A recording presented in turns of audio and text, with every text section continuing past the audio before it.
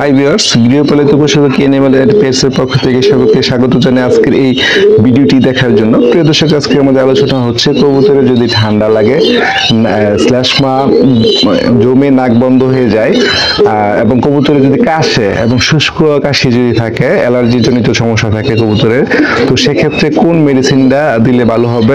আজকে যে মেডিসিনটার বিষয়ে আলোচনা করব সেটা মাত্র 5 টাকা পাপা। তো এই বিষয়ে জানতে হলে সম্পূর্ণ ভিডিওটি দেখতে হবে। তো প্রিয় দর্শক, তার পূর্বে আমার চ্যানেলটা সাবস্ক্রাইব করে রাখবেন এবং ভিডিওটি শেয়ার করতে ভুলবেন না। তো প্রিয় দর্শক, চলুন মূল বিষয়ে চলে যাই। তো আজকে যে ওষুধটার নাম বলবো সেটা মাত্র 5 টাকা পাতা। এটা যদি আপনার কবুতরের শুষ্ক কাশি থাকে অ্যালার্জি জনিত, তো সেক্ষেত্রে ওষুধটা খুবই কাজ করবে।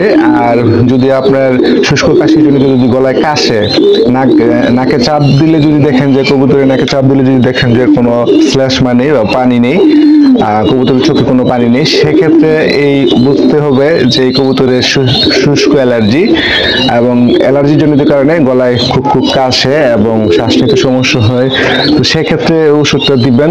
আর যদি কবুতরের নাকে চাপ দিলে যদি দেখেন নাকের মধ্যে শ্লেষ্মা জমা হয়েছে এবং কবুতরের নাকে পানি আছে এবং চোখেও পানি দেখা যায়, কবুতরের ঠান্ডা লাগলে কিন্তু চোখেও পানি থাকে, সেটা আপনারা দেখলে বুঝতে পারবেন। আর হচ্ছে গিয়া কবুতর যদি কাশে গলায়, মানে মানুষের ঠান্ডা লাগলে যেমন কাশে, কবুতর কিন্তু সেম এরকম ভাবে কাশে, খুব খুব শব্দ করে কাশে। আর হচ্ছে গিয়া শ্বাস নিতে সমস্যা হয়, সেক্ষেত্রে এই মেডিসিনটা খুব ভালো কাজ করে। ওষুধটার নাম হচ্ছে সিনামিন। তো সিনামিন এটা আপনি মানুষের ফার্মেসিতে পাবেন। মানুষের ফার্মেসিতে গিয়ে বলবেন যে সিনামিন এক পাতা ওষুধ দেন। এটা মাত্র আপনার দাম 5 টাকা। এই ওষুধটা খাওয়াবেন সকালে একটা এবং রাত্রে বা বিকালে একটা করে খাওয়াবেন।